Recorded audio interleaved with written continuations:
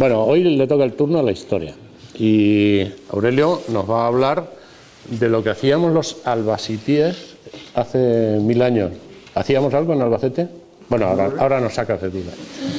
Bueno, Aurelio yo lo conocí en el instituto, me daba clase cuando yo era un chaval y recuerdo uno de los primeros días que entró por el aula, se presenta y tal, y dice: a los libros de texto no les hagáis caso, porque los libros de texto mienten. Los conquistadores que llegaron a América iban a lo que iban, y se clavaban una lombarda y subían por aquellas lomas como si llevaran el bocadillo a cuestas. Entonces, bueno, Aurelio es único. Yo creo que cuando se habla de historia en Albacete es Aurelio. Es Aurelio, bueno, y Pilar Córcoles, que la tenemos hoy aquí, tenemos el honor de tenerla, que va a participar en el segundo ciclo de conferencias, junto con Julio Carballo. Entonces, bueno, yo digo que los que conocen a Aurelio dicen que Aurelio vive la historia, y yo doy un paso más y digo que Aurelio vive en la historia. Aurelio prácticamente lleva toda su vida investigando y escribiendo sobre historia. Su entorno siempre ha sido las bibliotecas, los museos, los archivos, con lo cual Aurelio ha tenido contacto directo con la historia. La historia habla con Aurelio. La historia habla con Aurelio. Entonces yo lo comparo como la persona que es bilingüe, que en su casa tiene padre y madre que les hablan cada uno en un idioma. Pues Aurelio tiene su propio idioma. Aurelio habla un idioma actual y un idioma que es el que le dicta la historia. Y os pongo un ejemplo. Hace poco coincido con él delante del ayuntamiento y nos ponemos a hablar de algo, no recuerdo de qué estábamos hablando, posiblemente de la peatonalización. Por cierto, Ana Chapó. Y estábamos hablando de la peatonalización y no sé qué. Y de una, en la conversación, dice: porque el arquitecto...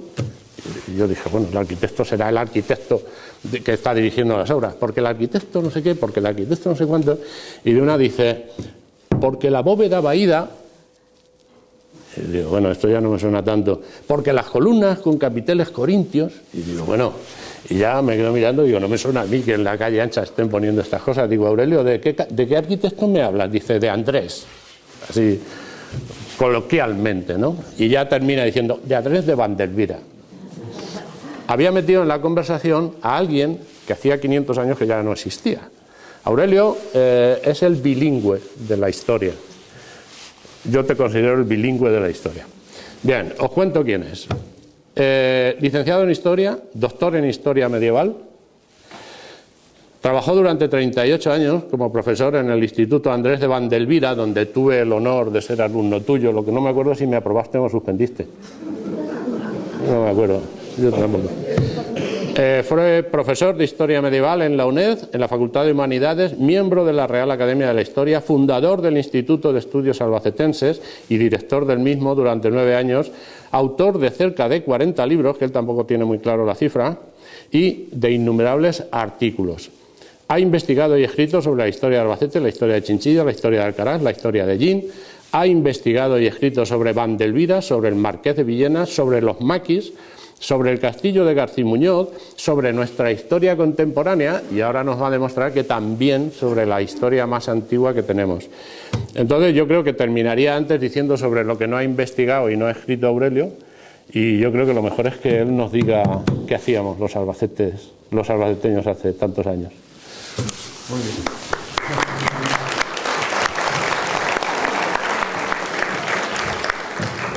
Bueno, pues muchas gracias a Ana y a Diego Pérez por arropar este acto y este ciclo de conferencias sobre todas las cosas del mundo y algunas más.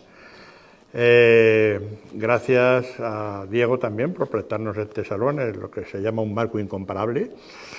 Y gracias a ustedes pues, por su presencia en esta tarde. Esperemos que no se arrepientan mucho, porque tengo que empezar disculpándome por el atrevimiento de hablar de un tema del que se sabe muy poca cosa y yo menos que nadie.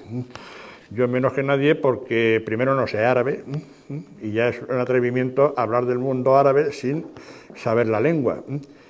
Y en segundo lugar, porque bueno, pues tenemos un registro arqueológico mínimo que apenas si permite pues esbozar algunas hipótesis, y en esto nos lleva a hacernos muchas más preguntas que respuestas. Pero como decía el otro día el profesor Laborda, la sabiduría empieza por la pregunta, no por la respuesta. Entre otras cosas porque las preguntas son permanentes y las respuestas pueden ir modificándose conforme va avanzando la investigación. En Albacete tenemos muy poco registro arqueológico, muy pocas fuentes fiables, y encima están enturbiadas por los especialistas, porque yo debo decir que yo no soy especialista, ni soy arabista, ni soy arqueólogo, pero bueno, he leído bastante a los arabistas y a los arqueólogos, lo suficiente como para no fiarme de ellos.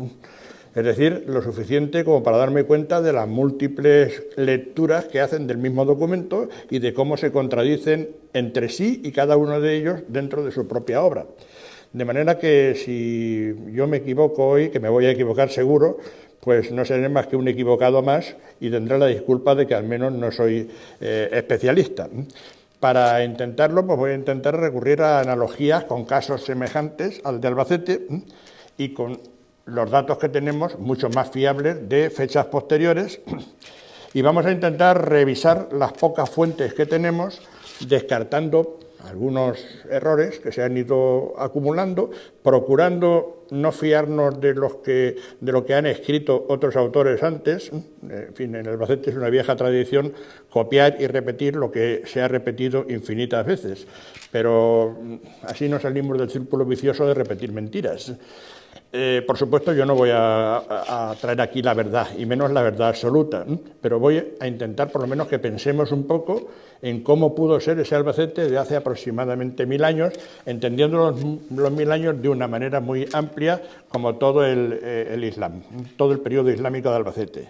Y para eso pues tenemos que tirar de imaginación, que no de fantasía, que no es lo mismo, y formular hipótesis. Lo mismo que lo de las cebras del otro día. Es decir, sabemos que las cebras tienen rayas, vamos a intentar buscar la respuesta a por qué las cebras tienen rayas. Y habrá unas hipótesis que luego resulten más acertadas que otras y que nos convenzan, por lo menos provisionalmente. Luego ya tendremos que desmentir lo mismo que hemos dicho hoy, no como afirmación, sino como sugerencia.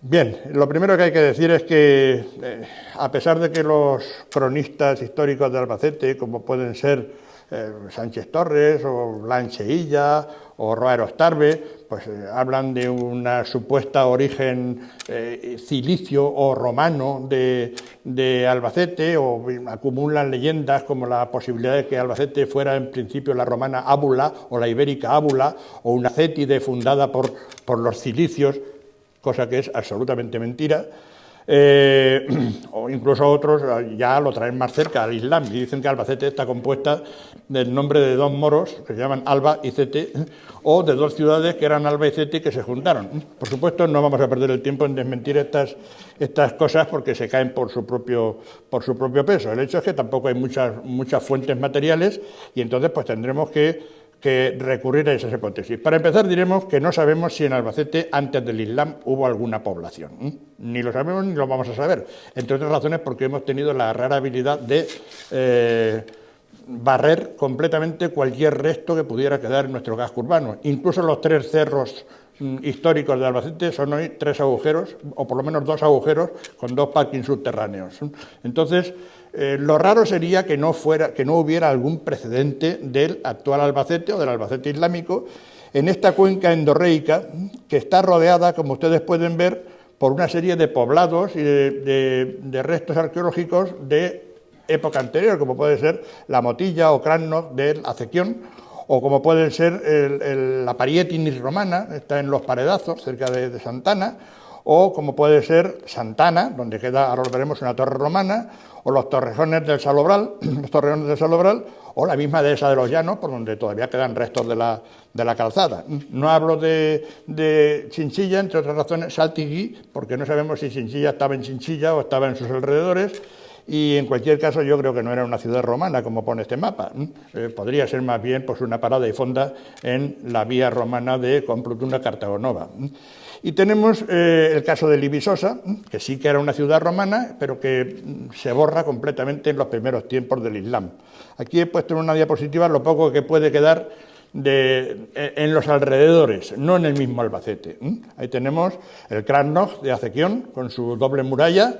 Aquí tenemos los bronces que se encontraron en el Salobral, en los Torreones. Aquí tenemos la ermita de Santana, que está fundada sobre una torre romana, donde luego pues, se hace una ermita ya en la Edad Media. Y aquí tenemos los más bronces del Salobral. Es decir, hay en los alrededores. Debió de haber algo en Albacete, quizá aunque fuera solamente un poblado de marjal, semejante pues, a los de las Motillas, pero aquí no ha quedado resto de Motillas ni nada semejante.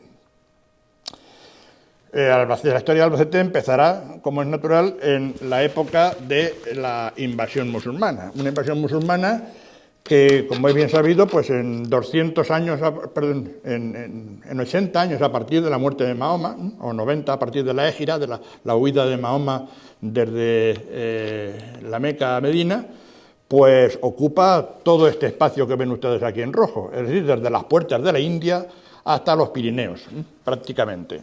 Es una expansión rapidísima que se debe a muchos factores. Uno de ellos a la facilidad de la conversión, la simplicidad de la religión musulmana y la cierta tolerancia, y digo tolerancia con 7 pares de comillas, porque la tolerancia es un concepto ignorado en la Edad Media y mucho más en el Islam.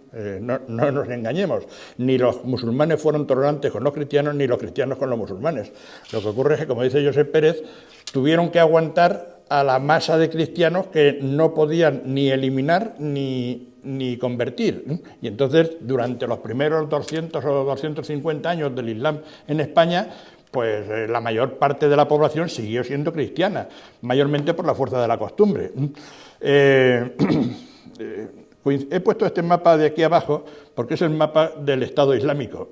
Es justamente lo que reivindica actualmente el Estado Islámico, que es prácticamente la expansión que tuvo en la época posterior a Mahoma, posegiria, el mundo árabe, con un poco más en la zona del Sahel y de África. La invasión musulmana fue traumática, y eso no se puede negar. Lo que ocurre es que no se la puede culpar de la desaparición del mundo visigodo o visigodo romano. De hecho, muchas de las poblaciones importantes de época romana y visigoda ya no existían cuando entran los árabes, y a otras, pues los árabes lo que hacen es simplemente darles la puntilla y terminar de arruinarlas. Desaparecen en muy poco tiempo, incluso antes de la llegada de los árabes, algunas poblaciones tan importantes como Recópolis en la zona de Guadalajara, de Zorita, o desaparecen Ercábica, cerca del pantano de Buendía, otra sede episcopal, o aparece Valeria, aquí en la zona de Cuenca, poblaciones que fueron muy importantes en época romana, pero que unas no llegan vivas a la época de la invasión y otras no sobreviven. Algunas más cercanas, como Lezuza, Libisosa, la Libisosa romana, pues sí llega viva, pero posiblemente llega viva, pero desde luego se pierde su rastro completamente y no aparecerá hasta la Baja Edad Media. Es decir, no sabemos qué pasó en Lezuza en la época islámica. Otras tan importantes como Oreto, la mayor sede episcopal de toda la zona manchega, Oretum, que está en Zuqueca, al lado de Granátula de Calatrava, pues se mantuvieron en la iglesia, pero solamente en la iglesia, y además solamente lo supo las altas dignidades eclesiásticas, como el arzobispo Jiménez de Rada, que dice que allí estuvo la dignidad de Oretum, es decir, la sede de Oretum, pero prácticamente no ha quedado prácticamente nada del resto del tiempo.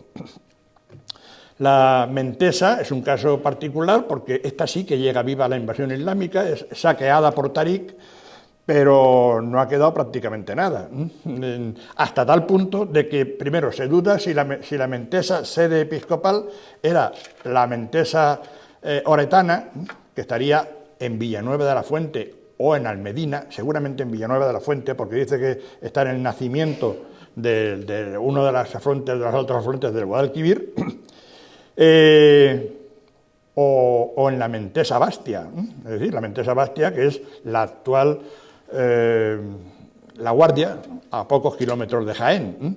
Por supuesto, para los historiadores de Jaén, Mentesa, sede episcopal y devastada por Tarik en la primera invasión de España, pues es la de Jaén. Para nosotros, no solamente, yo creo que no solamente porque somos de Albacete, sino porque hay otros argumentos, es la Mentesa de Villanueva de la Fuente.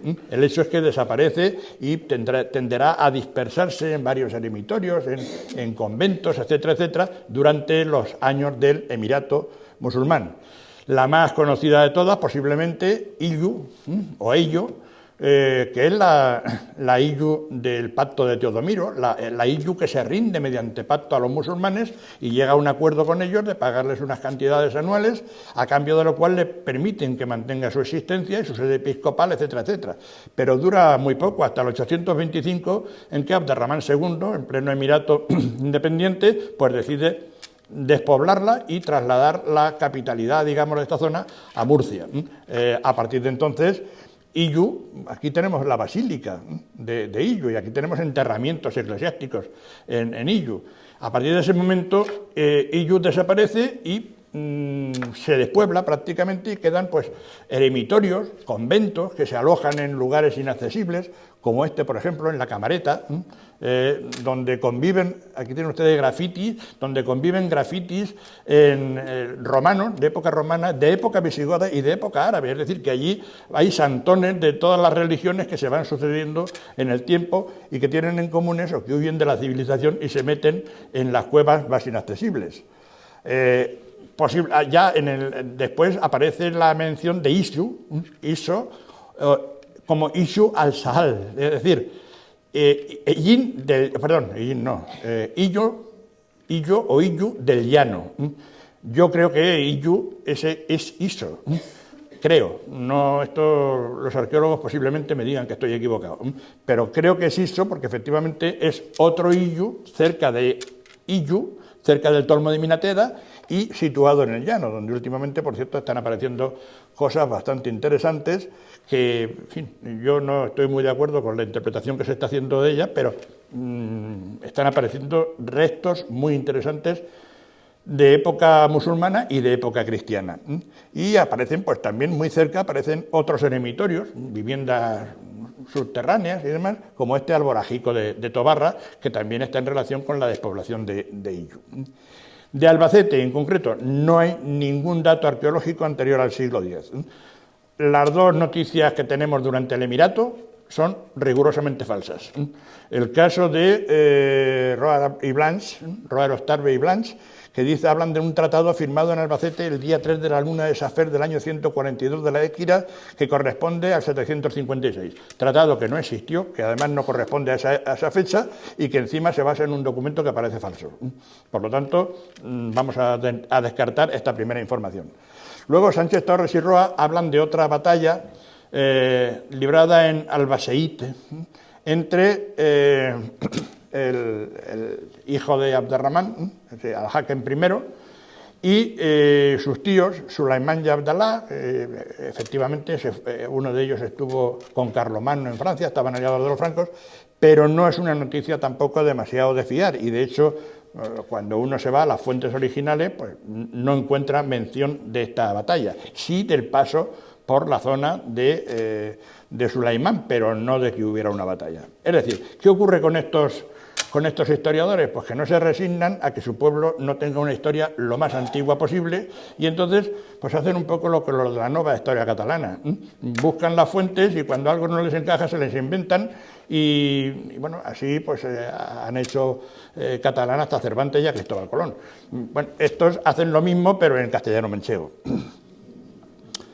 De hecho, durante los primeros 200 años de los 500 años que dura el Islam en esta zona, es decir, el Emirato o Valiato dependiente de Damasco y el Emirato independiente, es decir, cuando ya Al-Ándalus coge personalidad propia y se separa de África, durante ese periodo no hay ni documentación sobre Albacete ni casi sobre ninguna otra población de la provincia. Es la época en la que las fuentes musulmanas pues van a lo que les interesa y si acaso se escapa alguna noticia sobre el encastillamiento, que es un concepto más europeo, pero que, bueno, que últimamente se aplica también mucho a la época islámica. Es la huida de los campesinos y sobre todo de las oligarquías, es decir, de los que mandan sobre los campesinos, los obispos, los nobles de la aristocracia visigodo-romana, que se huyen y se refugian en las zonas más altas y se encastillan. Es decir, se encierran, crean grandes fortalezas, lo que se llaman maquili, castillos de altura, o husn, que son, bueno, es el plural de hins, que es castillo en árabe. Son conceptos que no son exactamente lo mismo, pero vienen a solaparse y a sustituirse.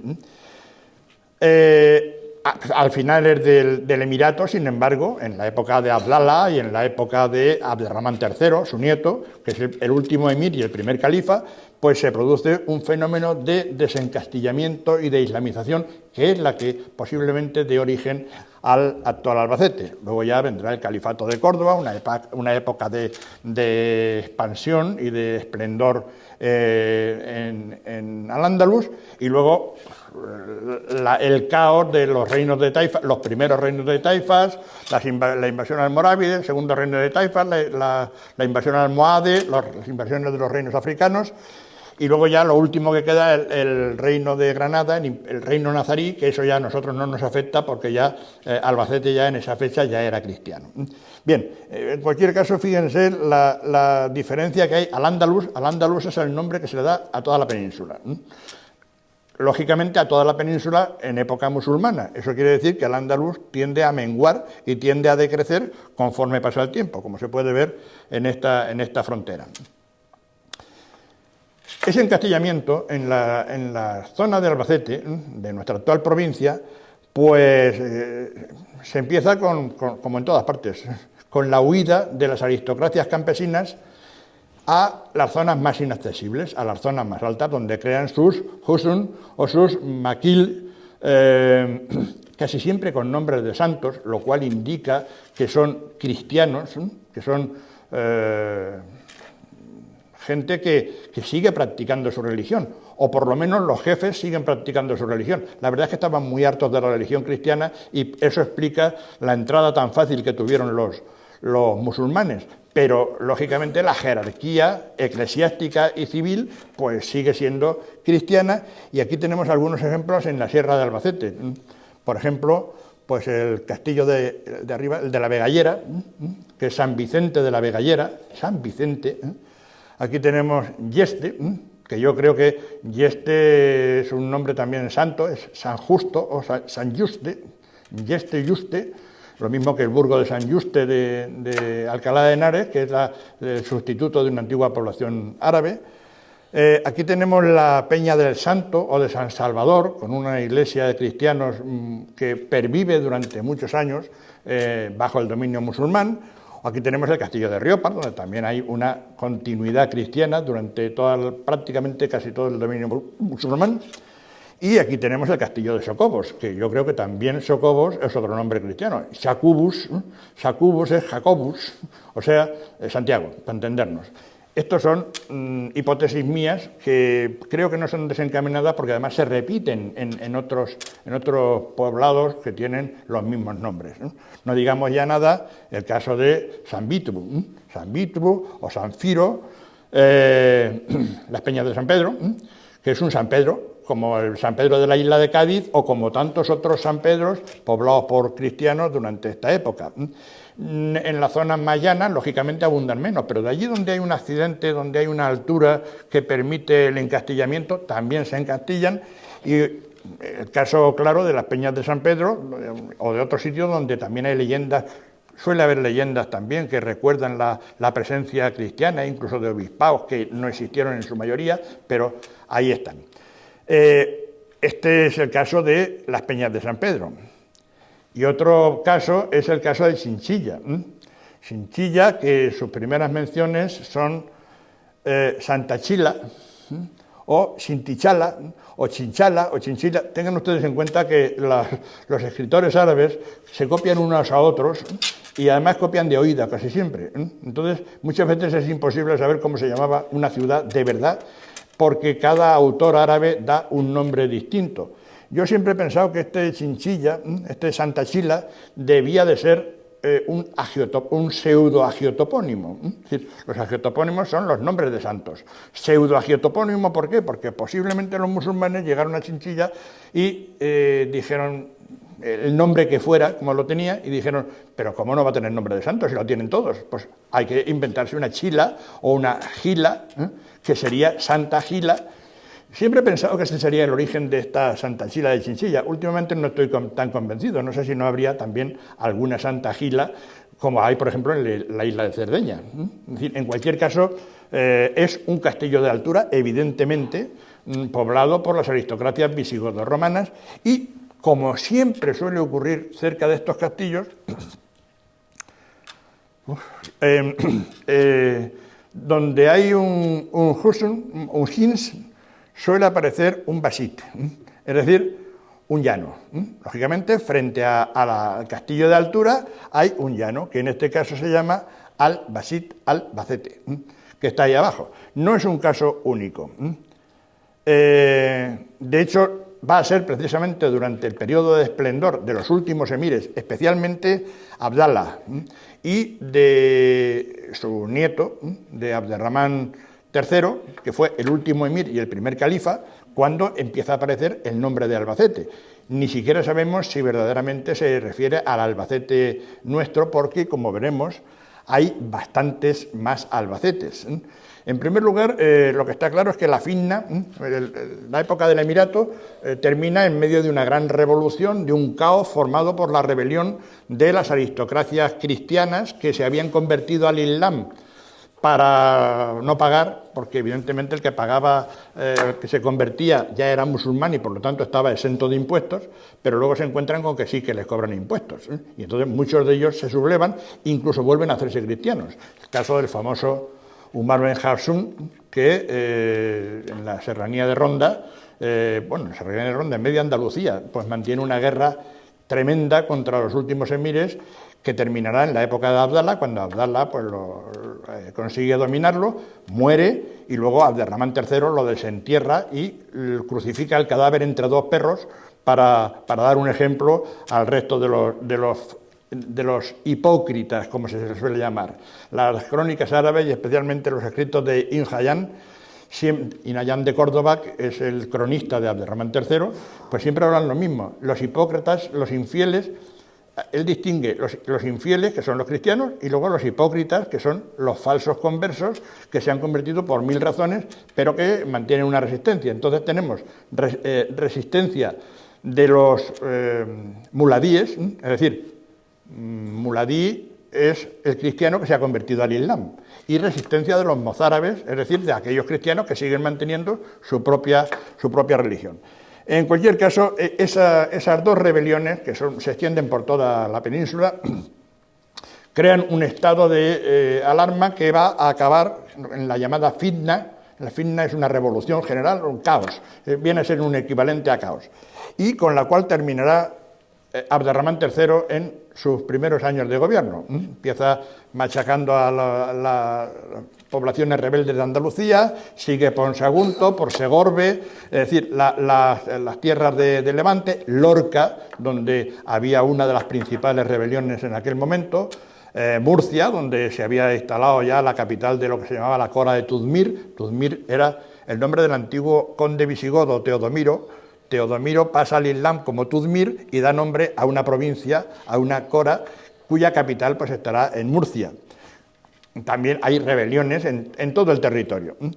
Y a partir de este momento, pues empieza la desocupación o la derrota de estos rebeldes, que en el caso concreto de Albacete, pues se produce en 928, cuando Abderramán III, o los generales de Abderramán III, no es él en persona, consiguen ocupar el Hins San Vítar, o sea, Castillo de San Pedro, las Peñas de San Pedro, y Santa Chila o Sintichala. Y empieza el proceso de desencastillamiento. La crónica es muy repetitiva. En todos los casos se dice siempre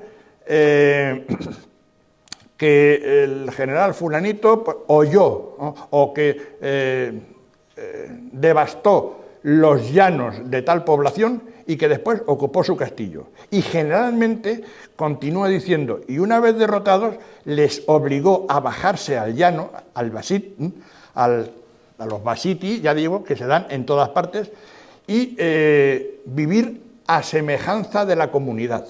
O sea, islamizarse. Islamizarse y adquirir unos modos de vida pacíficos y tranquilos en contacto con los que seguían viviendo todavía en estos castillos de altura. De hecho, el nombre de Albacete no es una exclusiva de nuestra población. Hay bastantes Albacetes.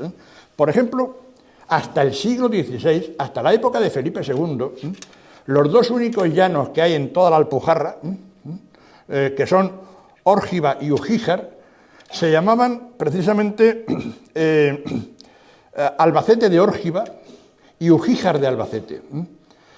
Hasta la represión de los moriscos del siglo XVI, estos fueron los nombres oficiales de estas dos poblaciones, que tenían dos cosas en común. Uno, una fortaleza que defendía el territorio y el territorio alrededor, y una red de acequias y de canalizaciones y de una infraestructura hidráulica que les permite poner en cultivo el espacio alrededor.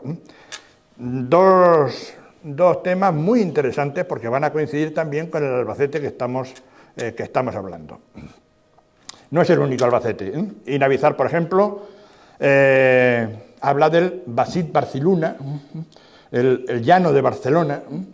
Aquí he puesto las murallas de Barcelona sobre un plano más o menos actual de Barcelona, y aquí está Barcelona actual. Esto es el Basit Barcelona, es decir, el llano de Barcelona que rodea a Barcelona con sus canales, con sus acequias, etcétera, etcétera, debajo de la sierra de Collserola. Dice que Inradmir, o sea, el rey Alfonso I, el batallador, saca tropas, dice, del Vilat Araguna, o sea, del país de Aragón, y del Vilat Barcelona, es decir, del llano de Barcelona. No es un único caso. Tenemos, por ejemplo, en Murcia hay un Vinalbasit, y en Sagunto y Segorbe hay dos albacetes o albacetos en la zona de Huerta también, que eran los nombres que tenían dos acequias también hasta no hace mucho. Y especialmente en Lorca. En Lorca todavía se mantiene, por lo menos hasta el siglo pasado, no sé si todavía, me imagino que sí, el nombre de la acequia principal de Lorca es el Albacete. El Albacete que riega pues, toda la zona más productiva de la huerta de Lorca. Todos ellos, insisto, tienen infraestructura hidráulica, casi siempre una pequeña fortaleza, y son lugares pacíficos y llanos frente, como ocurre por ejemplo en este caso, a la antigua Sagunto, que es la fortaleza de época romana y musulmana. De este mismo año en que se desencastillan las peñas de San Pedro y Chinchilla, tenemos la primera noticia interesante sobre lo que podría ser el actual Albacete.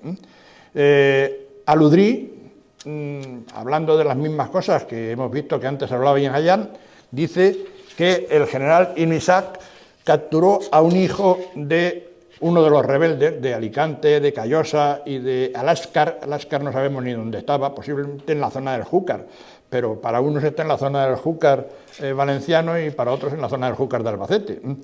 Entonces, dice que capturó a uno de sus hijos, dice, y le obligó a vivir en Albacete, en Albasit. No nos queda claro si fue un castigo, porque en aquellas mismas fechas era muy raro que fuera tan benévolo. A otros rebeldes pues se los lleva a Córdoba y los crucifica directamente en las puertas de Córdoba. A este, en cambio, le ordena vivir en Albacete y es más, poco tiempo después le da una concesión de tierras y de mando en régimen de ictá, que es una especie de concesión de tierras estatales, para una especie de señorío. La palabra señorío no se puede admitir en el mundo islámico porque es un concepto que no existe, pero bueno, es un mando por delegación, en cierto modo. Muchos de ellos, pues estos jefes de estas poblaciones serán los futuros asab, o el plural del sahib. Sahib viene a ser señor, aunque también se les llama sahib a los jefes rebeldes que habían sido vencidos hasta ese momento, y luego veremos que la palabra sahib es muy polisémica, se aplica muchas veces sin un significado concreto, es personaje, un señor, pero un señor en el sentido que decimos ahora mismo en castellano, el señor, un título honorífico, más que otra cosa. No es seguro que se hable del actual Albacete, entre otras cosas porque también es posible que hubiera albacetes pues en Callosa, en Alicante, donde esta familia tenía importancia. Y de hecho Albacete no he mencionado siquiera unos años después, cuando Abderramán III pues, pasa en la campaña de Zaragoza, pasa por cerca de Chinchilla, y Albacete no es citado. O bien no existía, o bien todavía se estaba repoblando.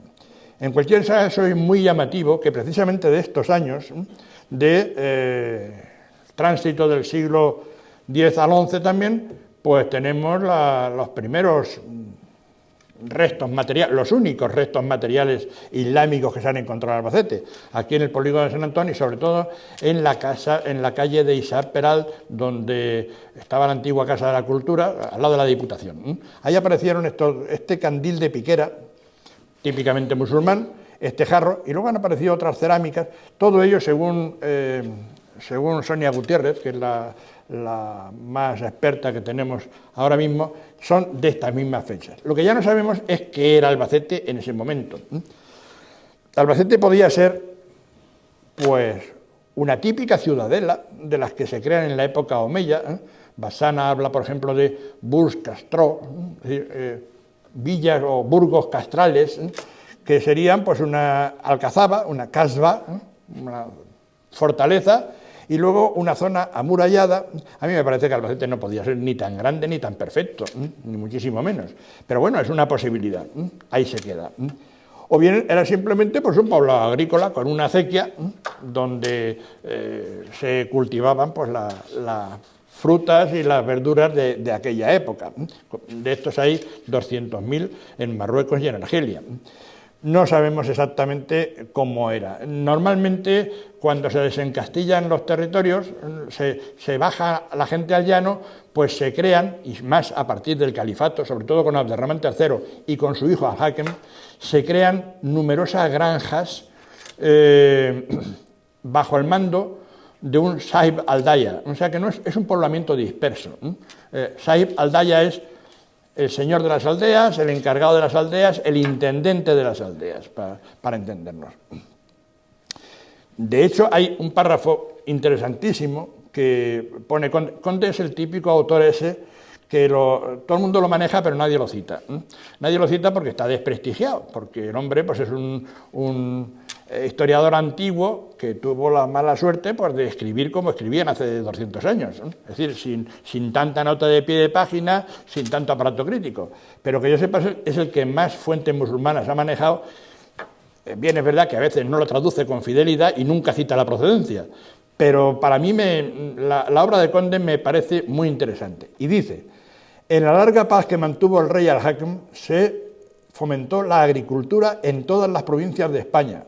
Se construyeron albueras o lagos para el riego y se hicieron diversas plantaciones de toda especie como convenía al clima y calidad de las provincias. Termina diciendo que convirtió en arados las espadas de los agresivos montañeses, etcétera, etcétera. Bien, esto es posiblemente lo que ocurriera en Albacete. Pudo haber un centro fundamental rodeado de pequeñas alquerías, de pequeñas aldeas, granjas, que fueron tan numerosas en España, hubo miles, fueron tan numerosas, eran granjas estatales, de propiedad del califa, lo que se llama Basatin Mustaglasat, y hubo tantas que llegó a haber murmuraciones sobre la avaricia del califa, y Abderramán III llegó a destinar una parte importante para calmar las maledicencias a obras benéficas.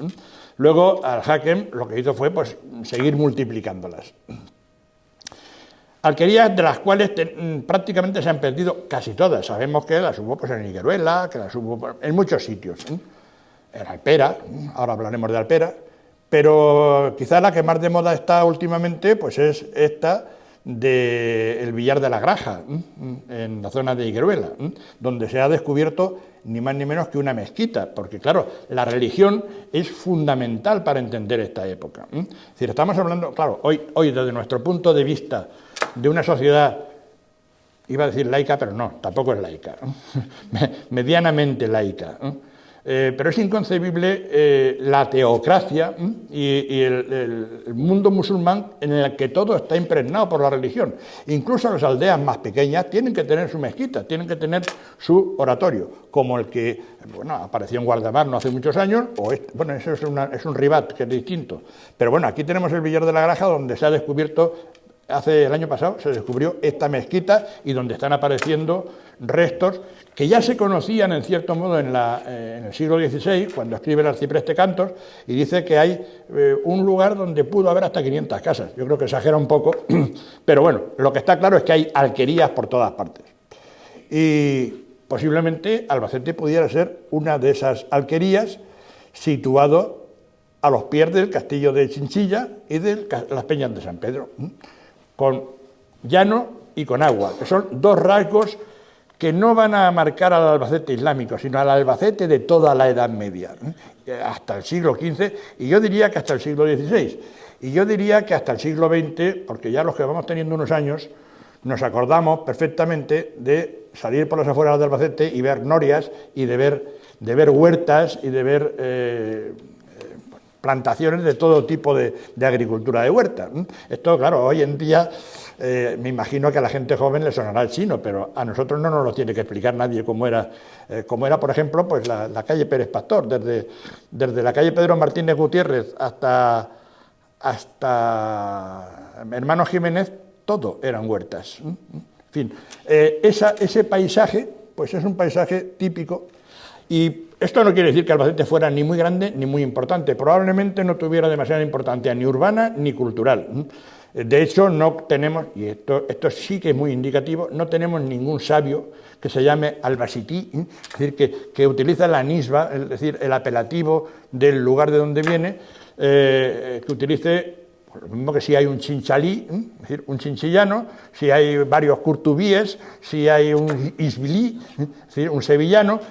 No tenemos ningún albacití, lo cual indica que la población no era muy importante, no tenía mucho prestigio, por decirlo así. Pero sí pudo ser la cabecera de una red de alquerías en todas esas, en esos alrededores, como las que aparecen en algunos poblados que todavía mantienen el nombre musulmán. Por ejemplo, el Albaidel.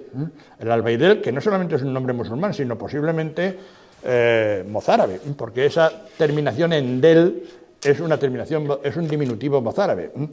O las Albaidas, la casa de las Albaidas, aquí no muy lejos de Albacete. Melegriz, el Acequión. La Acequión es una acequia grande, acequia, una acequia, un canal de irrigación. Y San Jorge, que bueno, evidentemente es un nombre cristiano, pero vaya usted a saber del topónimo del que procede en realidad, posiblemente de un burj, una torre. De hecho, los primeros documentos que tenemos hablan de la atalayura de San Jorge, que yo no sé si es una atalaya, una torre cristiana, o una torre musulmana, o el un Krannoj en la llanura de época prerromana incluso, pero en cualquier caso posiblemente pues diera nombre a un burj. Además de lo que ahora veremos, el geógrafo López Bermúdez dice que encuentra en los alrededores de Albacete, y especialmente en la zona oeste de Albacete, gran número de paleocanales, esto es fotografía aérea, gran número de paleocanales y cauces fluviales abandonados que se detectan en el terreno y en la fotografía aérea, herencia de épocas más húmedas de la actual. Lechos abandonados, anastomasados quiere decir que se ramifican. Particularmente densos en el área de convergencia de todos ellos, la situada en las inmediaciones de la actual ciudad de Albacete, o sea, aquí, en esta zona. Como ven ustedes, aquí en esta zona se dan cita el canal de la Lobera, que viene del río de Balazote, el canal de Acequión, que viene de la laguna de Acequión, y el canal de los Ojos de San Jorge, además del de Ollavacas, en fin, hay varias manantiales que surten a lo que se llamó en la Baja Edad Media la acequia. La acequia, que yo creo que empezó llamándose acequión, porque el primer nombre que tenemos registrado es el acequión, o sea, es una acequia, nombre árabe, pero grande, y las casas nuevas de acequión y las casas viejas de acequión. Claro, ¿de cuándo es esto? Pues, bueno, estamos hablando de unas obras que pasan por ser, estas concretamente pasan por ser del siglo XIV y deberse a don Juan Manuel. Y esta otra es el canal de María Cristina, que se supone es del siglo XIX. Pero claro, aquí hay que preguntarse cosas. Si viene tanta agua, primero, ¿por qué no hay charcos en la Edad Media en Albacete? ¿Por qué no hay estos pantanos? Todo esto es zona pantanosa. Esto que se ve aquí es zona pantanosa hasta el siglo XX, ojo, hasta el siglo XX. En la Edad Media no se ve un charco. ¿Y por qué hay que esperar al siglo XX a que se haga este canal de María Cristina?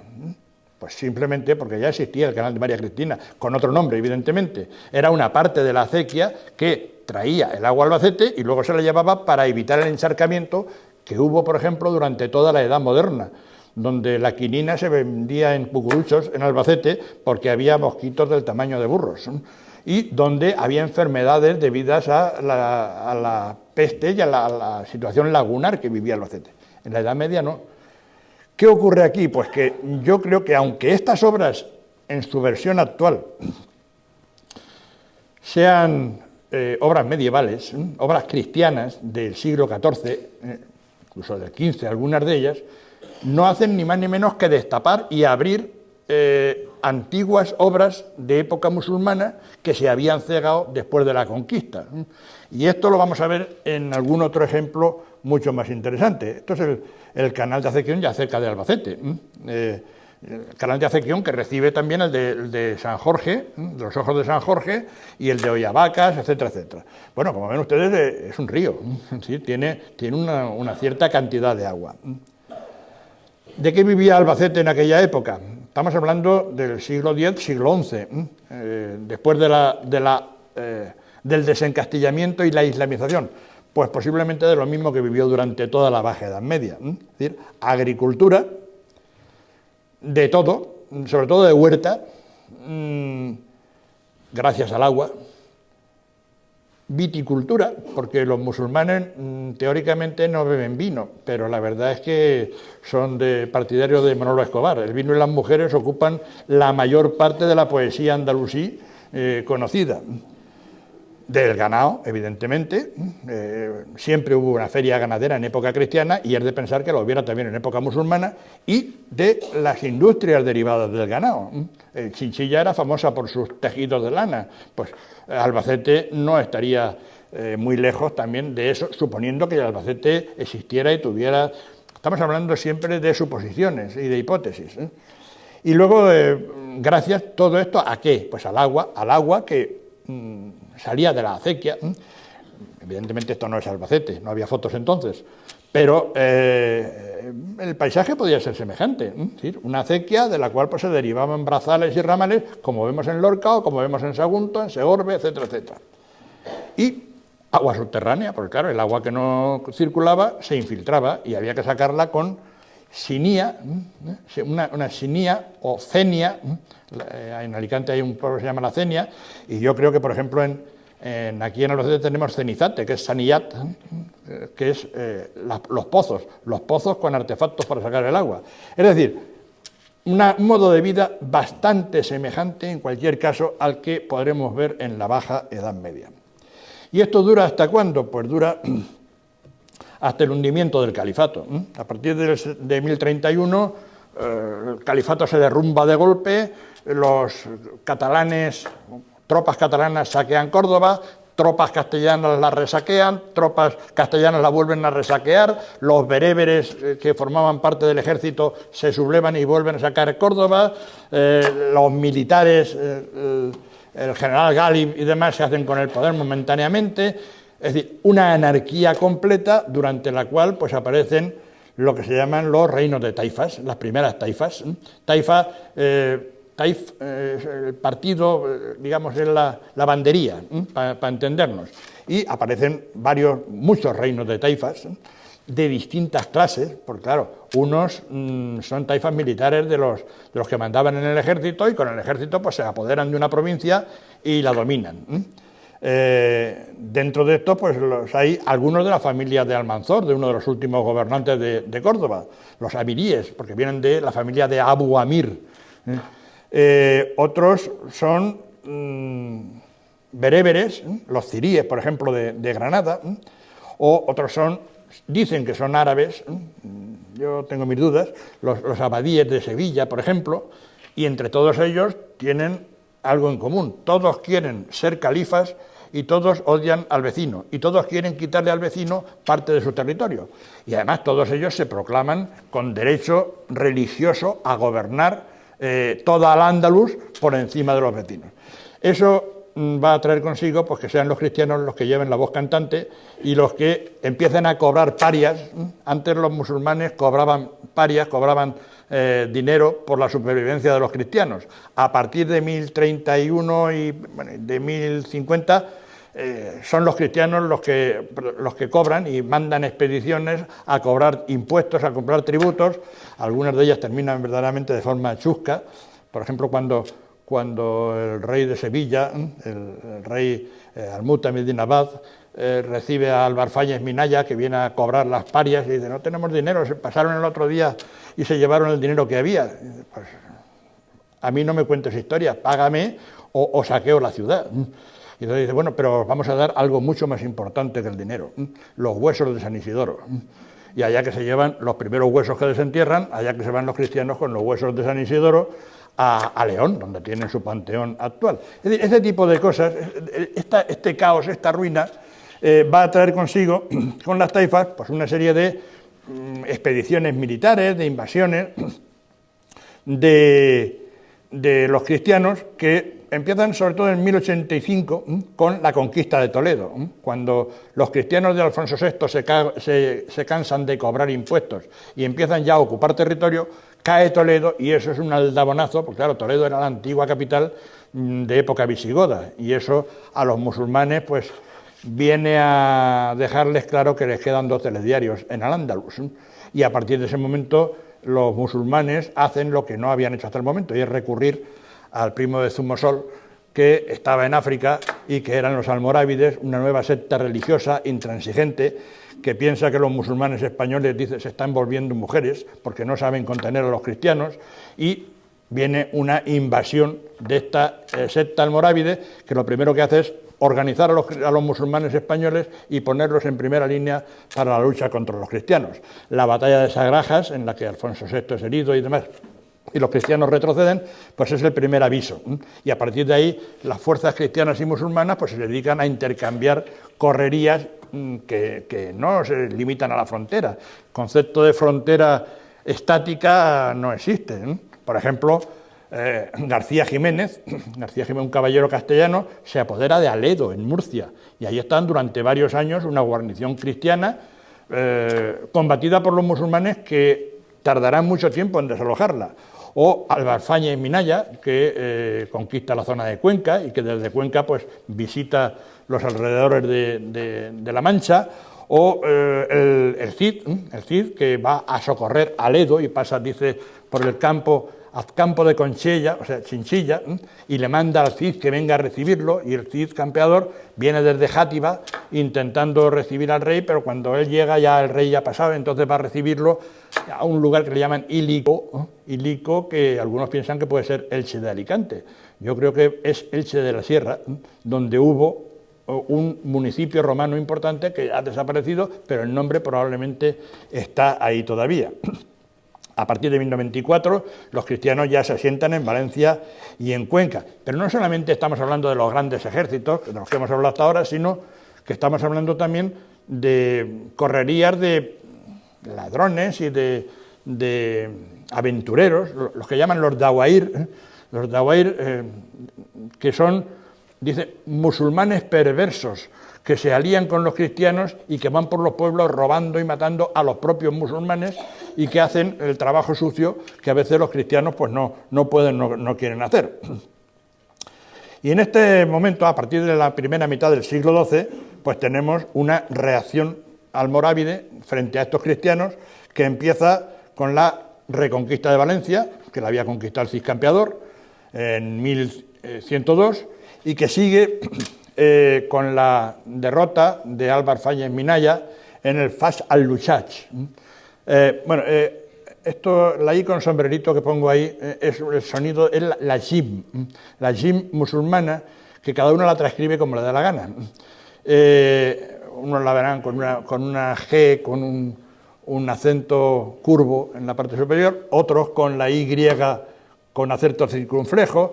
Son los distintos modos de transcribir el sonido jim, que es semejante, no es exactamente igual, pero es semejante al de la CH castellana o al de la CH francesa, más bien. Entonces, cuando yo digo al-Luchach, no es al-Luchach, es al-Luchach.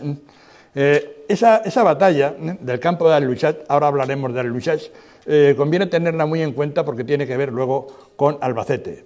Maillo lo traduce, decimos antes que cada cual traduce, primero, cada cual transcribe como quiere y cada cual traduce como le da la gana. Maillo lo traduce como el campo de los abismos.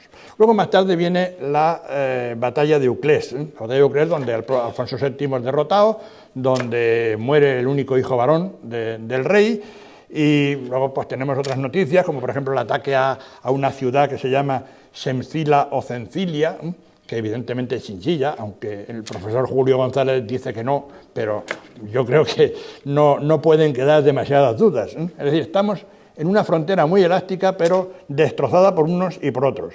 En 1126, Alfonso I de Aragón hace una correría que pasa por Alcaraz, el monte del Alcaraz, dice, que estaba empezando a poblarse y que termina en la zona de Granada, y se lleva pues un montón de cristianos, es decir, de mozárabes que vivían bajo la dominación musulmana, y se los lleva a repoblar la ribera del Ebro. Y durante todo este periodo pues empiezan a aparecer nuevas fronteras. Tugur, Tugur es el plural de Tagre. Tagre es la frontera entendida como una fortaleza principal con una serie de castillos y de fortalezas secundarias que la rodean. Hay una, por ejemplo, en Alcaraz, Tugur al-Kursi, y luego Chinchilla, que parece que se impone como cabeza momentánea, por lo menos, de una frontera, porque Chinchilla, al fin y al cabo, no tiene rival en un espacio de 50 kilómetros o 60 alrededor. Y esa frontera, pues lógicamente, va a hacer polvo todas las realizaciones de las granjas y de la islamización de la época califal. Los almorávides traen, a partir de 1143, 1144, quizá antes, por recomendación de Yusuf ibn Tashfin, que es el jefe religioso, el emir de los musulmanes de África, empiezan a traer manadas de colonos, guerreros de África, sobre todo de la tribu Lantuna, que es la principal y la más guerrera de todas las tribus de la Confederación Sinacha del Magreb, y que pues son gente que viene a por el botín que pueda, pero también vienen a quedarse, y vienen a poblar y a repoblar, y con sus modos de vida, ganadero y agrícola extensivo, pues los territorios que hay que defender. Una vieja máxima militar dice que la mejor forma de defender un territorio es poblarlo para que ellos mismos se encarguen de repoblarlo. Y estos, Lantuna, un párrafo de José Antonio Conde, dice que se hacían fuertes en Albacete y en sus fortalezas. Albacete, que evidentemente puede ser el Albacete actual, o puede ser la comarca que se llama de los Llanos, que también, y sus fortalezas. Lo que no queda claro es si habla de otras fortalezas o si todas las fortalezas a las que se refieren estaban en la misma población actual de Albacete. Volveremos sobre el tema. El hecho es que en este Albacete se va a localizar, se va a poner cerca de Albacete, se va a poner una guarnición de Ibn Abdalaziz de Valencia, uno de los reyes de Taifas, nieto de Almanzor, que envía a su caid es el alcaide, un jefe militar, Ibn Iyad, y al yerno de Ibn Iyad, que es un tal Abdallah ibn Saad ibn Mardanis, que más tarde será conocido, ya después de muerto, será conocido como el Sahib al-Basit. Sahib al-Basit, es decir, el señor de Albacete.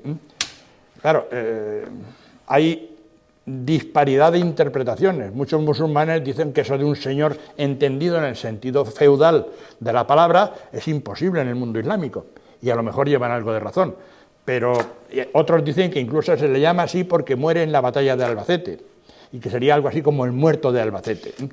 Yo creo que pudo tener un cargo perfectamente al frente de esa constelación de granjas dirigidas desde la ciudad de Albacete, o por lo menos en el mismo Albacete. El hecho es que este hombre, Abdallah ibn Saad ibn Mardanis, conocido como el Sahib al-Basit, muere en 1146 junto con Zafadollah ibn Hud. Zafadollah ibn Hud era el nuevo rey, fue la última esperanza de un Islam español alejado de los musulmanes de África, enemigo de los musulmanes de África, que son un Islam intransigente, y alejado también de los cristianos, aunque para hacer frente a unos pues hay que apoyarse en los otros. Y este Zafadollah, que es Saif al-Dawla, la espada del Estado, ibn Hud, de la familia de los judíos de Zaragoza. Zaragoza ya había desaparecido como reino, pero sus descendientes pues vienen y se hacen fuertes en esta zona. Zafadollah muere junto con el Sahib al-Basit en una batalla que unos llaman de Albacete, que otros llaman de Chinchilla, porque la crónica de Alfonso Imperatoris, la crónica del rey Alfonso, dice que está Apudlocum al-Basit, es decir, cerca del lugar de Albacete, o junto al lugar de Albacete. Por eso unos le llaman de Albacete y otros de Chinchilla. ¿Dónde fue esta batalla? Bueno, lo primero que hay que decir es que hay otros... Primero, esa batalla es la batalla que ustedes habrán visto como campo de Ayok, o Al-Loj, o Al-Luch, también. Se llama Albacete de Chinchilla o de Al-Luch. Ya hemos hablado antes de Al-Luch. Y lo primero que hay que decir es que hay otros Al-Luch, además del Al-Luch o junto con este. Por ejemplo, ya hemos visto antes que hubo otra batalla en el campo de Al-Luchach, donde en 1085 los cristianos habían ocupado una serie de ciudades, dice, hasta el campo de Al-Luch. Yo creo que este Al-Luch no es Albacete, porque el resto de las ciudades que cita están mucho más al norte, pero todo podría ser. Y hacia 1103-1104, el emir musulmán Inaisa derrota en el Fas al-Luchach a Albacete. Maillo traduce Fas al-Luchach como campo de los abismos o pradera de los abismos. Abismos, profundidad, hondo.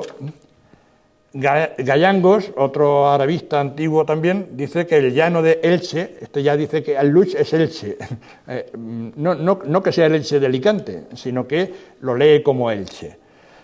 O Fas al-Lech es de la tierra de Albacete.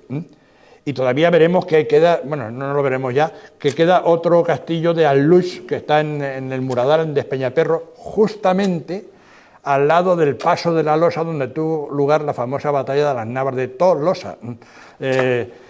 Bueno, seguimos adelante. En cualquier caso, ¿qué significa Al-Luch?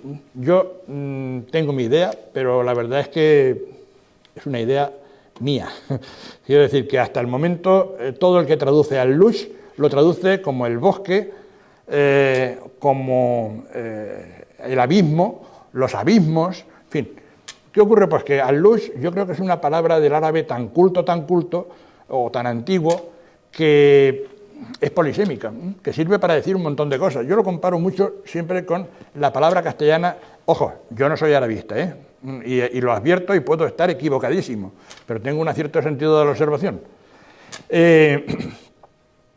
Yo lo comparo con la palabra castellana piélago, que es tan sumamente culta que la mitad de la gente no sabe lo que es, pero se utiliza para todo. Se utiliza para decir multitud. Shakespeare cuando dice aquello de un piélago de dificultades, etcétera, etcétera. O para decir el mar profundo, alta mar. O, por ejemplo, para decir océano. Un piélago es un océano. O para decir una laguna, o una charca, o un estanque. La palabra vale pues casi para todo. Y, por lo tanto, pudiera referirse perfectamente, yo pensaba que pudiera referirse, digo pensaba y no pienso, a este hondo que hay a los pies del castillo de Chinchilla y a esa zona endorreica de la que hablábamos anteriormente, en el que están Albacete y todas esas alquerías. Bueno, podría ser. Pero hay una fuente muy interesante que es el Corán. Y en el Corán, pocas escrituras en árabe más antiguas, aparece la palabra luch y lucha como sinónimo, luch como sinónimo de mar, de alta mar, y lucha como sinónimo de estanque. O sea, el Corán habla de Bahar Luchi, o sea, el mar hondo, y habla también de lucha, recordando un episodio de la reina de Saba y Salomón, cuando dice, el genio le había dicho a Salomón que la reina de Saba en realidad tenía patas de cabra y que era un ser malvado y demás. Entonces, Salomón, para descubrirla, le pone una trampa. Cuando la invita a su palacio, pues le hace entrar en una sala con el suelo acristalado, y entonces la reina de Saba se piensa que es una lucha, es decir, que es un estanque, y entonces se recoge la falda y Salomón de esa forma puede descubrir si tiene o no tiene patas de cabra, cosa que por cierto no se aclara en el Corán. Pero a nosotros lo que nos interesa es el empleo de la palabra lucha. Y yo, claro, el Corán no lo entiendo en árabe, pero tengo amigos. Entonces me he ido a mi amigo Yasser al-Sauki, digo, léeme esta aleya, que es la aleya, el versículo 44 de la sura 27, del capítulo 27 del Corán, donde se habla de esto. Y él lee perfectamente lucha y efectivamente es un estanque. La reina de Saba se piensa que ha entrado en un estanque y se recoge la falda. Bueno. La batalla de Al-Lush fue, dicen unos, cerca de Chinchilla, dicen otros cerca de Albacete. ¿Dónde pudo ser? Pues yo creo que en la Losilla. Creo. ¿Por qué? Bueno, primero porque Losilla suena mucho más Al-Lush que Albacete o que Chinchilla. Y en segundo lugar porque en la Losilla hay una cosa, la Losilla está debajo justamente del cerro de Chinchilla, hay un apeadero y enfrente está la aldea de la Losilla. Y hay una cosa muy interesante, y es una sucesión de estanques, o de lagunas, o de charcos, que son muy importantes, sobre todo para el desplazamiento de los ejércitos de la época. Piensen ustedes que, como dice el profesor Turienzo, un caballo puede aguantar días sin comer, pero no puede aguantar ni un solo día sin beber 40 litros de agua. Entonces, los ejércitos van siempre buscando la aguada. Y concretamente en la Losilla es de los pocos sitios en la llanura manchega donde se pueden encontrar.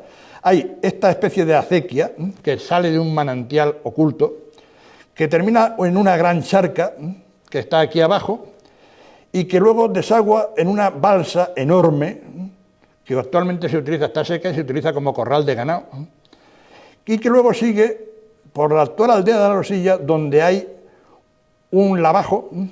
Esto es un lavajo, es decir, una charca circular y un aljibe que se nutre, no sabemos de dónde, y enfrente justamente hay una balsa circular, está al otro lado de la autovía, una balsa circular. Es decir, hay un complejo de luchas, de losas, que es el nombre con el que se conoce en esta zona a los depósitos de agua, a los estanques. Es decir, en otros sitios la losa será, como dicen algunos, una piedra plana, pero aquí siempre o casi siempre que aparece la palabra losa en la Edad Media es un depósito de agua.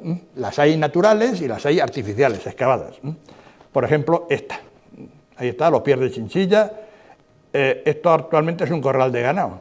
Ahí están las ovejas, pero esas paredes están excavadas a pico para contener miles y miles de litros de agua.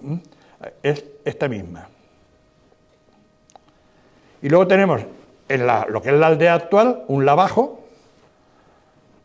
charcos que suelen aparecer en cuanto llueve un poco, y este depósito curiosísimo, un depósito con paredes de piedra que se supone estarían enlucidas en su momento, y que yo no digo que sea de época musulmana, digo que posiblemente pues siga una tradición de época musulmana en el mismo sitio.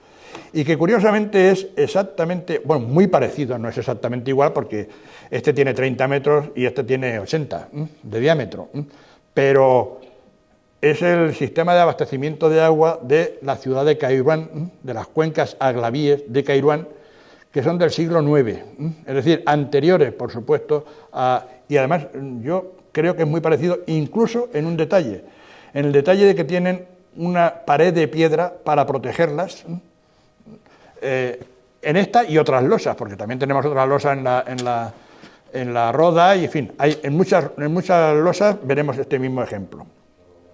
Bien, pasamos al siglo XII. En el siglo XII no hay noticias de Albacete.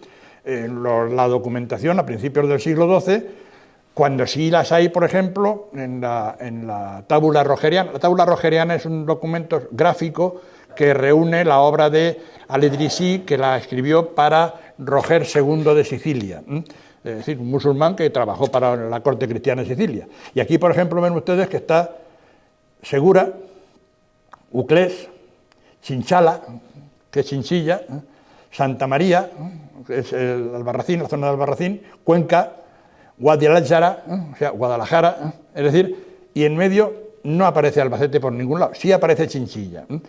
¿Quiere decir esto que no existía Albacete? Pues tampoco podemos afirmar ni que existía ni que no existía. En las segundas taifas hay un poder que viene a reconstruir la obra de Zafadola, que es el rey Lobo de Murcia. El rey Lobo de Murcia, que es un dictador vicioso, con muy mala fama entre los musulmanes, porque además tenía ejércitos compuestos por cristianos que bebían como cosacos. El propio rey Lobo tenía todos los vicios de los cristianos y que se propone reconstruir un poco el poder musulmán. De hecho, para eso tendrá que declararse vasallo de los cristianos y cederles algunos castillos, entre ellos el de Vilches y el de Alcaraz, que eran de su suegro, en Jamús, con lo cual consigue que los almohades, que han sustituido a los almorávides al frente del poder africano en España, pues hagan una campaña en 1172 que viene por Alcaraz. Bueno, este es interesante, viene por toda más o menos la actual carretera de Jaén, desde Alcaraz, haciendo aguadas cada 30, 30 y tantos kilómetros, y además parando siempre en lugares que tienen agua, en las lagunas del río del Jardín, lo que llama Algudur, Algodro o Algudur, Villalgordo, para entendernos, Villalgordo, que está en la laguna del Arquillo, el Cerro Gordo y Villaverde del río del Jardín. Luego llega a Balazote, Balalsuf, dice que beben agua en Balazote y se preparan para la llanura de Madinat Chinchilla, o sea, de la ciudad de Chinchilla. Dice, de este párrafo hay distintas traducciones según cada autor. Yo me quedo con la última, que es la del profesor Turienzo, que es un arabista bastante reconocido. Y aunque no estoy de acuerdo con la situación que él hace del lugar, porque él piensa que es el barranco de Escartana, y yo creo que es la Losilla, bueno, están muy cerca una de otra, aunque no estoy de acuerdo con eso, pero lo que sí que está claro es que viene desde las distintas aguadas a parar a Al-Lusha, que dice que ahora forma parte que ahora forma parte del país de los musulmanes y es fronterizo con el territorio de los nazarenos. Los nazarenos son los cristianos. O bien Chinchilla estaba en manos de los cristianos, o bien los cristianos estaban muy cerca de Chinchilla. El caso es que viene hasta aquí, por esta carretera, y acampa el día 6 de julio en la llanura de Albacete o en el March Albasit. March es otra palabra polisémica que lo mismo se traduce como pradera o como Almarjal, zona pantanosa. Y desde ahí, curiosamente, dice que no bebe en Albacete, sin duda porque ha bebido antes en algún otro sitio, posiblemente en la Losilla, y desde ahí va a beber al Júcar, donde dice que las tropas y los animales saciaron su sed. Esto es lo que todavía se llama hoy los prados de Albacete. En la Edad Media está rodeado Albacete de lugares que se llaman los prados. Hay una zona en la zona sureste, en la zona de la carretera Jaén, que son los prados, y hay otra zona aquí, en la zona norte de Albacete, en la zona oeste de Albacete, pegando al Chinchilla. Otra noticia, esta tiene menos importancia, y es la toma por parte de los musulmanes en 1182-83 de dos ciudades que se llaman, según Inavizar, Santa Fila y Aklis, que sería, según todos, Uclés. Wici dice que Aklis puede ser una errata, quizá, y Santa Fila se te fila, en Sevilla. Pero claro, cada uno en una punta, es muy raro que tome dos ciudades tan lejanas. En cambio, Yassim Abid Mizal, que es un autor árabe, transcribe estas ciudades como Santichala y Aklis.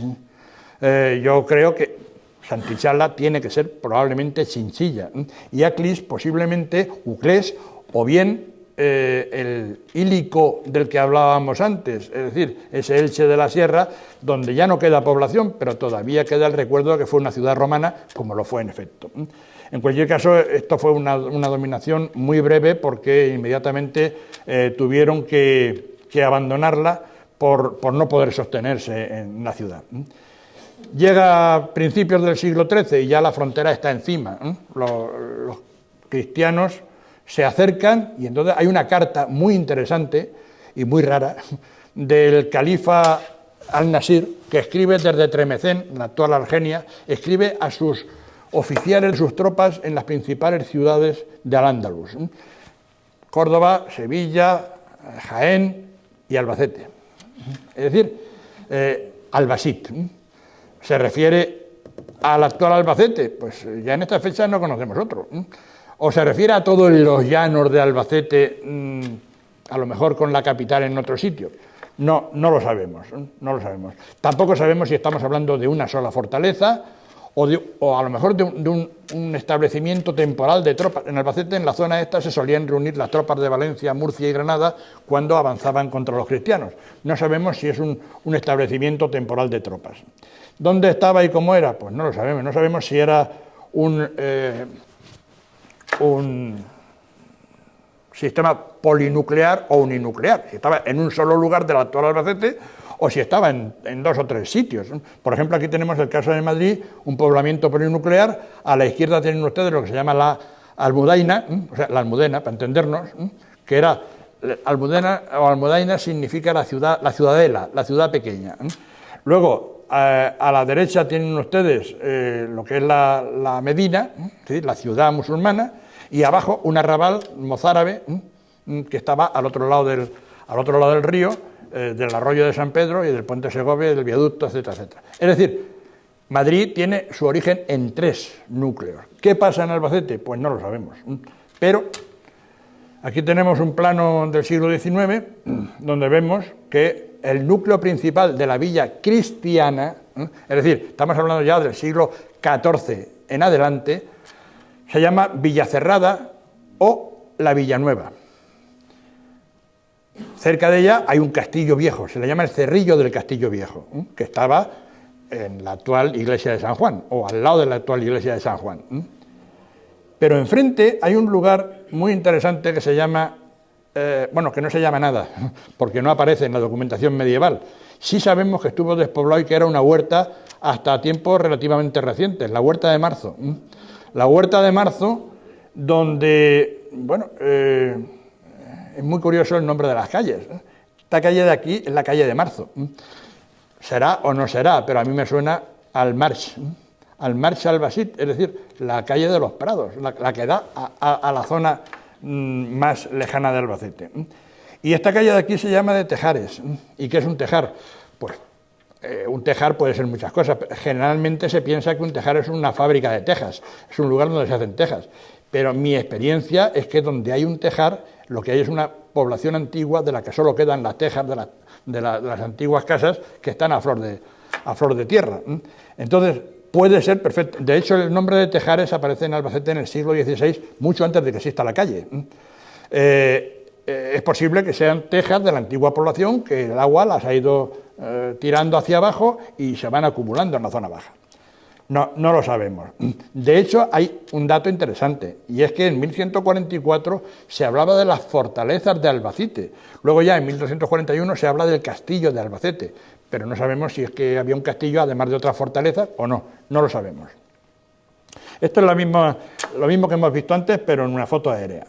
El castillo del Cerrillo Viejo, la Villanueva o Villacerrada o Villamurada, como también se le llama, y la huerta de Marzo y Tejares, que fíjense ustedes, la foto de los años 60, es decir, la foto no es tan vieja y todavía está despoblado esta parte.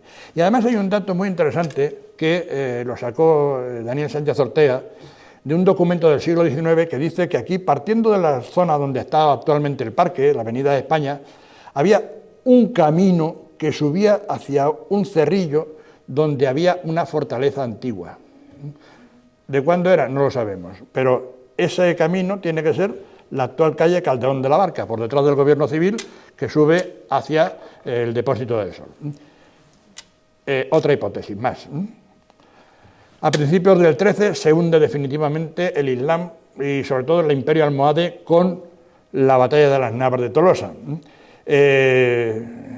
Inmediatamente se produce la conquista de Alcaraz, se conquista la conquista del Júcar, de Jorquera, Alcalá del Júcar, la cueva Castillo de Garadén, que es entregada por Fernando III a una orden militar, que la pierde al poco tiempo después, y el hecho es que los cristianos ya están encima, ya desde Alcaraz, que se ha conquistado en 1213, y Alarcón, vienen frecuentísimas algaras de musulmanes, y Chinchilla pues se queda en primera fila de una frontera que está muy despoblada, un territorio muy despoblado, porque claro, el peligro de la guerra no anima a nadie a quedarse en los lugares desprotegidos.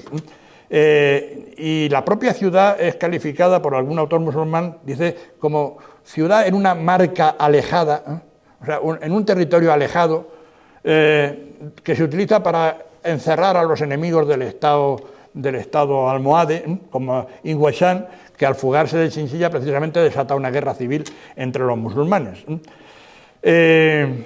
Algunos ni siquiera ya saben si está dentro o no del territorio musulmán de Murcia. Yakut dice que es una fortaleza en los alrededores de Tunmir, pero en los alrededores no sabe si es Tunmir o no es Tunmir, o si ha caído en poder de alguno de los poderes vecinos, porque en aquel momento se están produciendo cambios impresionantes en la frontera, una frontera ya vaciada de gente, muy militarizada, y en la que las Peñas, Jorquera, Alcalá, Garadén, caen en manos cristianas, las recuperan los musulmanes, unas veces más y otras menos. Entre ellas, por ejemplo, hay una aventura curiosísima de Injud, un aventurero que dice que es descendiente de los judíos de Zaragoza también, y que una noche pues toma las Peñas de San Pedro por escala, sube trepando por el castillo, mata a la guarnición y consigue conquistar las Peñas de San Pedro. 2 años después la pierde, pero esto le vale el prestigio de ser una especie de héroe, y le lleva 10 años después a ser rey de Murcia.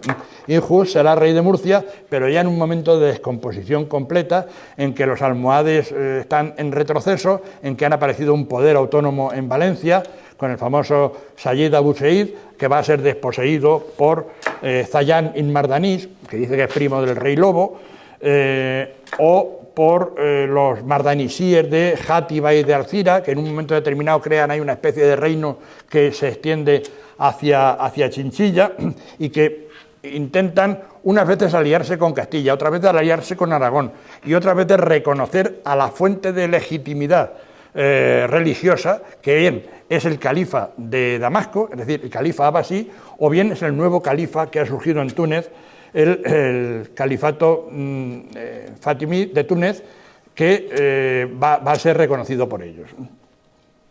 En 1229 parece que Zayán se ha apoderado de Chinchilla, pero no sabemos si Albacete existe o no existe, y demás, tarda todavía algún tiempo en aparecer, pero ya sabemos que cuando reaparezca tiene un caid o un alcayat, como dicen los cristianos, o sea, un alcaide. Un alcaide es un jefe militar de una guarnición o de un territorio.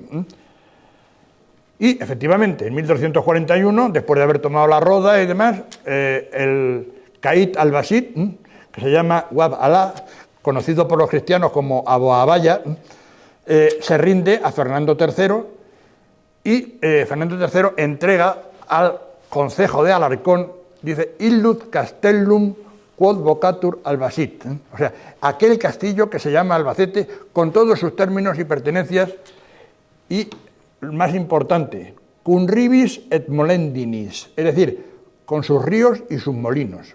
Luego existen ya ríos y molinos, a pesar de la decadencia, todavía siguen existiendo ríos y molinos. De hecho, debió de ser muy importante la entrega porque al tal Wabjalá se le conceden unos honores que no solían concederse en la época. Es un señorío que se lo da el rey cristiano, Fernando III, le da un señorío en Sierra, tienen ustedes Sierra, dice que es cerca Tobarra y cerca de Ellín, y que su hijo, también llamado Wabjalá y Llano Alcaide, venderá más tarde al Concejo de Alcaraz mediante este curioso documento escrito la mitad en castellano y la mitad en árabe, hecho en la feria de Jerez. Es decir, es un señorío mudéjar, un señorío de un moro concedido por los cristianos. Que yo sepa, vamos, habrá algún caso más, pero a mí me suena el de Elche, por ejemplo, que sí que se entrega a un miembro de la familia real murciana, pero no abundan mucho este tipo de... Perdón, de Elche no, el de Crevillente. El de Crevillente, que es un señorío mudéjar muy conocido. Bueno, dice Ribis et Molendinis, ¿qué ríos y qué molinos? Pues está claro. Los que todavía quedan, aunque muchos de ellos ya no lleven agua. El canal de San Jorge, por ejemplo, que está ahí, o el canal de Acequión, que viene a recoger las aguas del de San Jorge y de otros varios. Molinos, pues ahora ya no queda ninguno, pero en la Edad Media hubo 2 molinos en Albacete, que fueron en la acequia, el de la Alcantarilla, ojo, nombre que significa el puente, y que, comparando también con la realidad de Murcia, en Alcantarilla de Murcia tenía su origen todo el sistema de riegos de la huerta murciana. Y el Molino de Santa Cruz, que evidentemente es un nombre cristiano posterior. Esto tenía más agua de la que parece. Bueno, esta foto tampoco es una foto normal. Esta foto la hice en 2010, en un día de los que llovió a lo bestia. Este es el canal llegando ya cerca de Albacete, en el puente de las Albaídas. Pero canal desbordado, ojo, a los 2 lados de la acequia. Y esto significa que, además de lo que venía por estos canales, venían torrenteras como por ejemplo la del Escartana. Cada vez que se habla de la acequia de Escartana se echan a temblar porque venía la inundación segura de Albacete, entre otras razones porque en el siglo XVI dice que los molineros han roto el malecón que servía para desviar las avenidas de agua. De hecho, todavía hoy, cuando llueve fuerte, la zona de los prados del sur se inunda. Bueno, hay aquí una acequia todavía, el Palo, el río Palo. Algunos, supongo que sonará, nos hemos bañado allí y hemos pescado todavía muchos de nosotros. El Palo, posiblemente, el nombre pues venga de Palo Paludis, o sea, la laguna, el charco. Y esto es lo único que queda del canal de María Cristina. El canal de María Cristina, que ahora está canalizado, que está perfectamente... y que sin duda tiene que tener un precedente de época musulmana. De hecho, había una acequia en la Edad Media que sacaba el agua. Es todo el sistema que teóricamente es de época cristiana. Pero tenemos algún otro caso que también teóricamente es de época cristiana, como el de Alpera. El de Alpera es muy semejante a este. Se supone que lo crea don Juan Manuel en 1238. Hace 2 o 3 documentos donde regula los abrevaderos, los molinos, todo, como si lo hubiera creado él. En realidad, se le va un detalle y dice que les otorga los molinos hechos y por hacer. O sea, que hay molinos hechos cuando crea la acequia. Es decir, los molinos ya eran anteriores. Lo que sí hace es desatascar los cauces que impedían que el agua de Alpera, de los carrizales de Alpera, como le llaman, Alpera no estaba donde está ahora. Alpera estaba aquí, en un sitio que por cierto se llama La Laguna, al lado del castillo de San Gregorio. Y yo creo que el nombre de Alpera, aunque, en fin, esto lo he discutido con alguna arabista, pero yo no doy mi brazo a torcer. No sé árabe, pero vamos, creo que hay cosas que se caen de su peso. Yo creo que el nombre de Alpera no viene de la pera, como dice algún arabista, sino viene de Albehera, que es la laguna, que es el nombre que tiene todavía el sitio donde estaba Alpera antes de trasladarse de sitio. Bueno, es el origen de la acequia de Almansa. Teóricamente esto es de 1338, en realidad es una de tantas obras musulmanas que se vuelven a reconstruir y se vuelven a reparar. Lo que pasa es que don Juan Manuel es un maestro de la propaganda, él lo ha hecho todo, él lo ha inventado todo y en realidad pues casi todo estaba inventado antes. Este es el castillo de Alpera, en San Gregorio, la población vieja. En 1240 cae La Roda, en 1241 cae Albacete, en 1242 cae Chinchilla en manos de la Orden de Santiago y el rey la entrega pues, a los hermanos de su amante, a don Pedro de Guzmán, el infante don Alfonso, que todavía no era rey. Ya a partir de 1243, Tratado de Alcaraz, cae el reino de Murcia, es ocupado, pero de Albacete no se sabe nada, ni en Albacete, ni en Chinchilla, ni en Tobarra, ni en Illín se va a aplicar el Tratado de Alcaraz porque esos han caído antes de firmarse el tratado, con lo cual los moros pues, van a ser maltratados y obligados. Es muy probable que se despoblara o que se abandonara. Por ejemplo, de La Roda tampoco tenemos noticias durante toda esta época. De la mayor parte de las alquerías de los alrededores parece que desaparecen y es muy probable que los abusos de los nuevos feudales castellanos que cambian todo el sistema de producción agrícola por un sistema que les conviene a ellos más, pues hiciera que los moros huyeran. De todas formas, no está tan claro que no hubiera población musulmana mantenida como mano de obra. Y aquí viene la pregunta. Hemos dicho que este territorio, esta zona, lo que actualmente es Villacerrada o Villamurada, cerrada porque estaba amurallada, evidentemente, era una villa nueva, también se llamaba la Villanueva, pero ¿hubo una villa vieja? Es decir, sabemos que en el siglo XVI-XVII se llama Villa Vieja a la misma Villanueva, porque claro, la Villanueva era nueva en el siglo XV, en el XIV, pero en el XVI ya es vieja la Villanueva.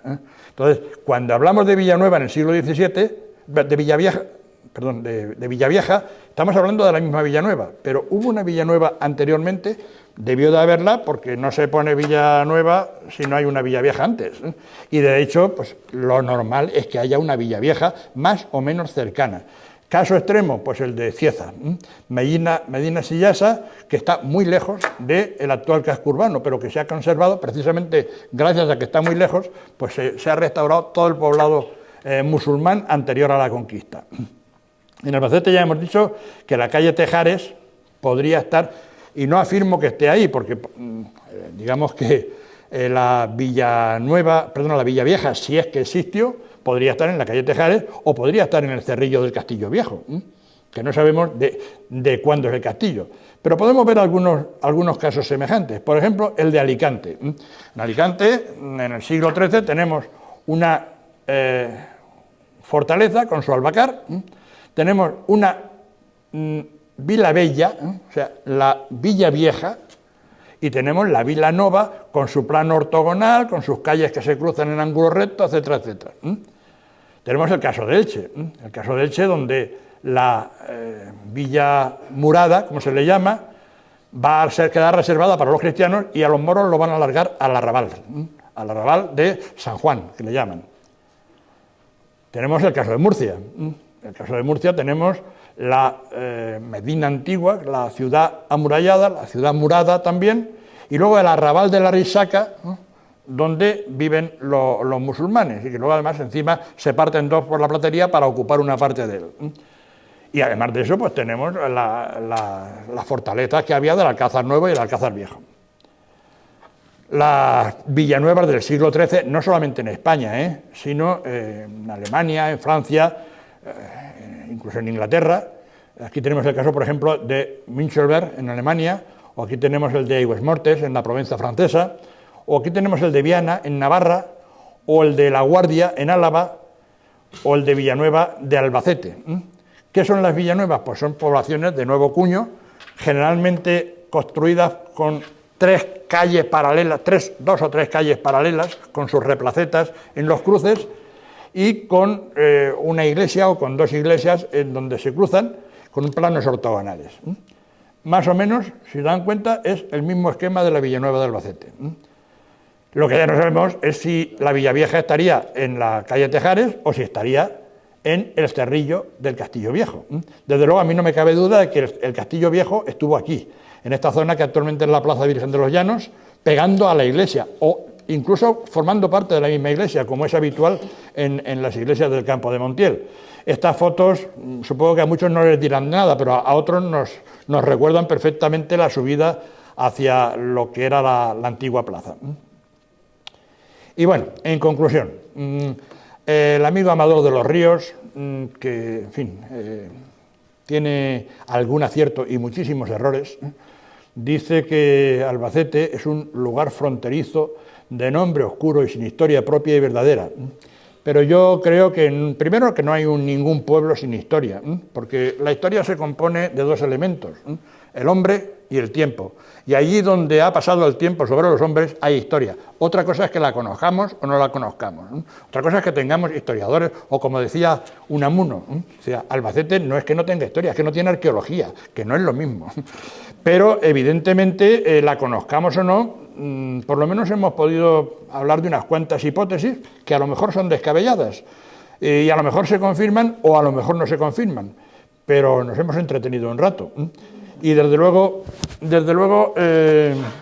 yo creo que de momento nos puede servir a los que estamos aquí para desechar ese cierto complejo que arrastramos los de Albacete y de esas rimas ramplonas y tontorronas que nos adjudican, y sentirnos, no digo que orgullosos porque tampoco es mérito nuestro, pero por lo menos no sentirnos acomplejados porque estamos en un pueblo que significa cómodo, fácil, llano, en todos los sentidos de la palabra llano que tiene en el castellano actual y en el árabe de la época. No olvidemos que este llano Al-Basit es uno de los 99 nombres que los musulmanes dan a Dios. El llano, el facilitador, el personaje que ayuda. Y bueno, pues yo creo que tampoco es para sentirse muy acomplejado. Y con esto yo creo que hemos terminado. Muchas gracias.